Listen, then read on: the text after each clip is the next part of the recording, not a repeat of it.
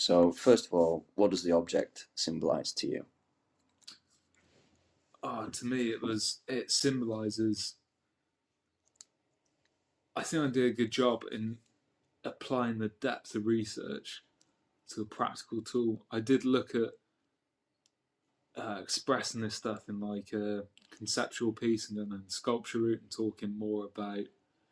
Because I had so much research and I could have applied it in so many ways, but nothing felt right. Because I'm a maker and so I love gardening as well, and knife and fork gardening, growing my own food. Having something at the end of it that could use as well and still like embody all of the research. It was perfect. It all aligned so well. It was so obvious what I had to do, and not for the degree either. But like after doing all that research, all I wanted to do was make tools. So it was the only thing missing. Yeah, I think it embodied everything. Because I could have made sculpture, could have done all this. So much research, could have made a political statement, but there was no better statement, I don't think, than making something that carried on the heart of the movement that I was researching and that I'd seen growing up and that I was able to keep doing by gardening with my own tools. It's amazing. It's self-fulfilling. Yeah, I loved it. Cool. Good. Cool. Can you tell me a bit more about the research that went into the creation of the object? Yeah, so my family own a Chartist cottage. Grew up there, grandparents' house. Chartist cottages, they were built by the National Land Company in the 1840s, and they were built in an effort to move people out from the country, out from big cities, out of the factories and the workhouses, into the countryside on the former grounds of these big estates, and they'd be given a house, 2 to 4 acres of land. And they didn't have to pay anything, no mortgage, nothing. They just had to show that their family was literate and well fed, and that they could work the land and sustain themselves from feeding themselves from the garden and then making some money on top, whatever they could sell.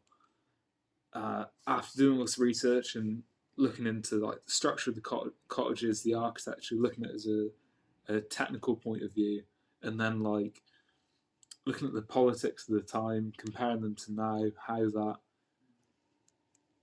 Chartist movement is the closest this country's come to like communism, like forcing that, or just giving people that chance to take their own future into their hands and provide for themselves. It was just amazing. The only thing you didn't get when you moved into those cottages, and you got everything, seeds, like seed money to get it started, you got everything, but you didn't get tools to work the land. That's the only thing you had to put up money for. And it became clear really early on that I wanted to make tools that would have gone with the cottage. So that was really important. And I think I did a good job as well, because the tools I made accompanied with that research told the story of the research, but you did get something tangible at the end of it. Mm-hmm. You did get something that just could be a tool, and you didn't have to know the research. It wasn't like a blank frame in an art gallery or a sculpture that you had to look at and think and ask the artist or whatever. It's just, if it's just garden tools, it's just garden tools. Yeah. It can be that to you, but for me, it's all this history embodied in a few tools which you can still use. Yeah, I think that's mint. Yeah, and how does that apply to you specifically? This research. Oh, sorry, man. To me specifically, well, I love gardening. I always have done. Spend time with my grandparents and getting into blacksmithing getting into artist blacksmithing first and learning the trade as I went. You're not always making practical stuff. You're trying things out, going down like conceptual routes and sculpture, and I thought that's what artist blacksmithing was. But by the end of it, I was able to make practical things that I wanted to use, and I knew had to have that added flavour of being tangible tools and being able to use. And at the end of my degree show, I had a full set of tools that I could use and that I'd made. And that's amazing, man. To have and use your own tools. It's why you learn a craft in the first place, I think. I love that, man. I've used all of it, and it's good stuff. And it was great to have that added layer of, I'm not just trying to tell a story. This stuff all has to work at the end of it. Just gave me an extra thing to go for, technically. And it was a really interesting balance when I was doing my degree of making things that told the story and did a job, and not sacrificing form over function or concept over function. It all had to balance out. I think it balanced out quite well. Yeah, definitely. Could you tell me a bit more about your creative journey leading up to the production of this object as well? Yeah, man. So like I didn't really jump to a conclusion, but as soon as doing this research, I did play devil's advocate and look at conceptual stuff and sculpture and think about what I wanted to do, but it had to be tools. It just had to be. And why is that? Has that got something to do with like your background, like how you learn crafts and things like that? Do you feel?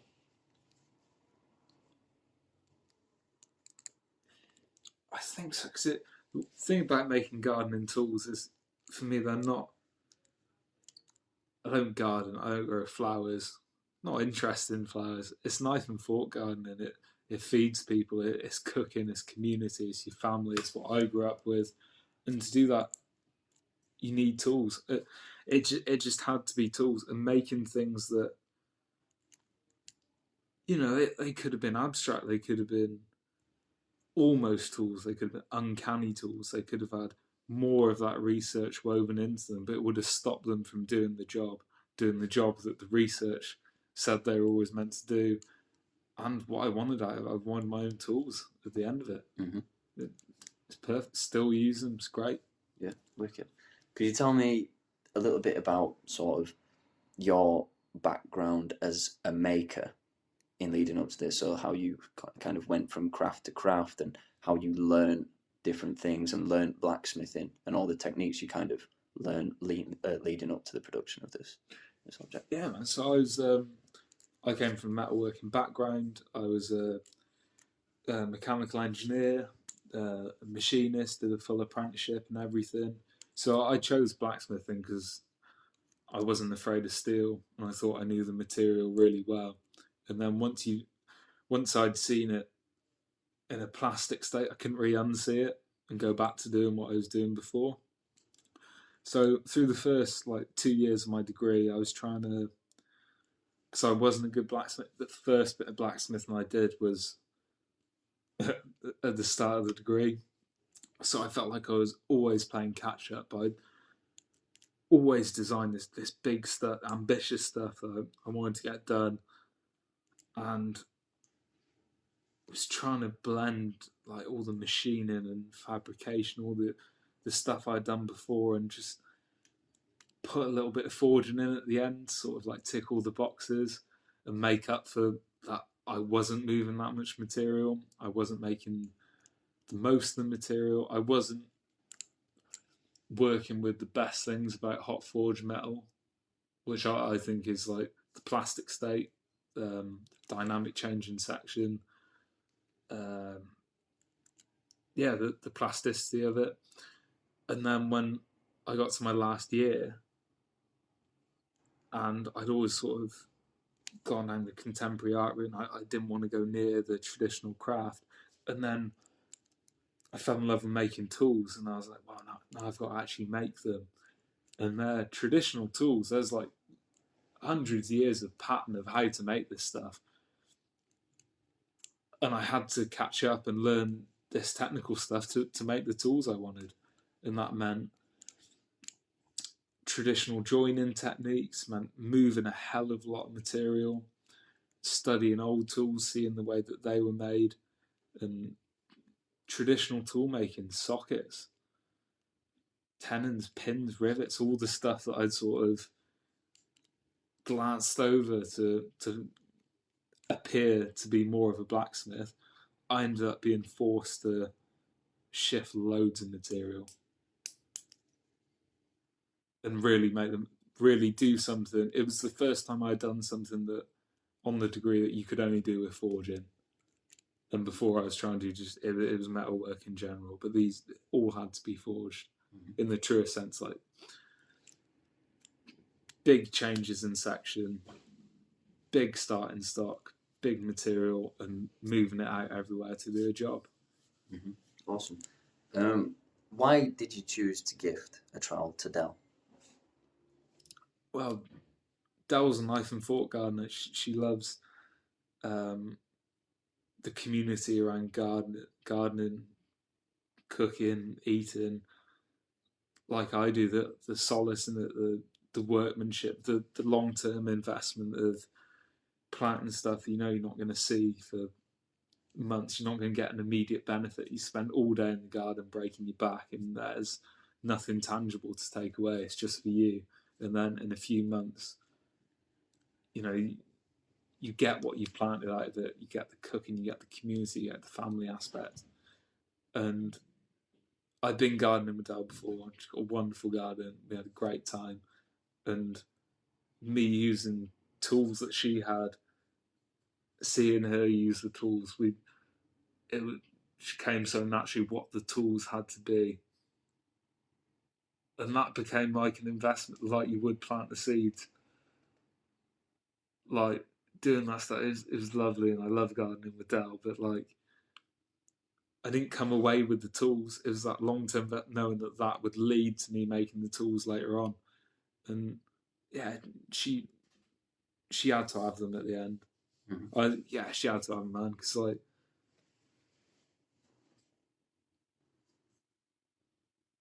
as a symbol of what we both care about. And again, it's a tangible thing that's going to work. It's going to allow Del to keep doing what she enjoys doing when she's happiest, when she's gardening, when she's making those investments for cooking and community and family. She needs tools to get a start. So she had to have one. She had to have a tool to have a start and pay the investment forward. Mm-hmm. And it's not like I did an oil painting of me and her in the garden or anything. Wouldn't have been the same. It's not the investment. It's not why you do it in the first place. But being able to make tools that she take away and keep using, have a part of our time in the garden. Yeah, she had to have them and made for her. Yeah. What does that sort of gifting say about your relationship with Del? What was it about your relationship that made you think you had to give that to her, that specific object? Oh, it's not only a memento from the great times we've had on the course, and like the time we spent in the garden together, the time we spent talking about gardening, the time we spent talking about making these tools. It's the final stamp for me that I finished my degree work, I finished my collection of tools. Del's been a huge part of it. She should have one, but she's not going to take. She didn't. She wouldn't take it away and stick it on the shelf. She's taking it away because she loves it, and she's going to use it. And she's going to keep using it, and I'll know that she's using it. I made it for her to use. If she had just stuck it on the shelf, I'd be really annoyed because that's not what our relationship is like. You do the thing you love doing, and I was able to make something for her, so she could keep doing the thing she loves doing. Feels amazing. Feels great. What is your relationship like with Del? Oh, personally and professionally, she's amazing. She helped me get onto the degree. She helped me through the degree. That tool project that I did, the tools for the Charters Cottage in my last year, I didn't have a project. I was looking at big contemporary design furniture, all was like modularly designed features, and gone down this huge rabbit hole. And then I got back to university after the lockdown, and I didn't have a project. I'd like expended this modular design stuff. It had all gotten huge and outgrown itself, and I didn't have a workshop to make it in. And I went to Dow, and I was like, mate, I don't have anything. Like, I'm not doing any work this year. Doesn't look like. And she was like, well, you've got the weekend to figure out what you're doing. And I was like, oh, damn. So I went home, and I went through the bookshelf like straight away. I was like, I've got to find something. It doesn't have to be good. You've got to find something to do a project on. Like, it's the only time that matters. And yeah, I found a book on National Land Company, and I was like, oh, I know a bit about that. It's like the cottage. Read into that and got the whole project from that. When I rang Del up when I found that book, and I was like, Del, I don't know if it's going to be any good, but I found this book about National Land Company, about his Chartist cottages, and I explained a little bit that I knew to her. And I was like, so I think I'm going to go with this. It's all about like shared farming and socialism and living off your own land and stuff. And she's like, oh, great, I love it. And where we had that start together of her banging her head up against the wall, trying to get me to figure out what I was interested in, for me and her to just fall into something that was so fulfilling for the both of us. She got to see me do the work that I wanted to do that felt really natural. And I got to give her some garden tools, spend time with her in the garden. It was perfect. That project was amazing. And I was so happy for Del. She's worked so hard for everyone on that degree. I know what she gets out of it is us doing work that's sincere and that we're really content with.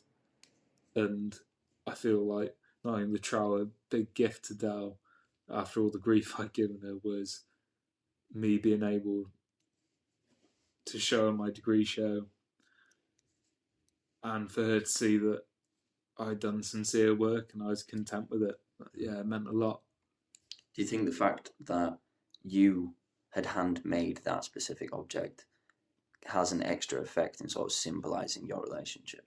Yeah, man, definitely. Because it wasn't like I just made it. You know, it's that nature of being on a degree as well. I was drawing stuff and then trying something and then making something that was almost like a tool. And Dad was like, oh, what have you made? What have you made? I'm like, yeah, I've made this. And she's like, that's not quite right, is it? I'm like, no, it's nowhere near right.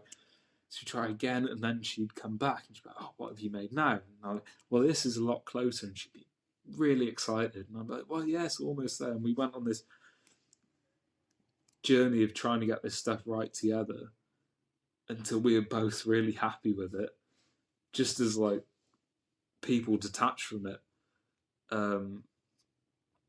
Because she'd seen it gone from me not being a hell of a lot of a blacksmith and not making anything like that to me making working tools at the end of it, and tools that told a story. I think that she got tools from the project. I'd hope it's proof to her that the course, I'd hope it's proof of like how good she is for that course and for us who are on it, because it's a symbol of like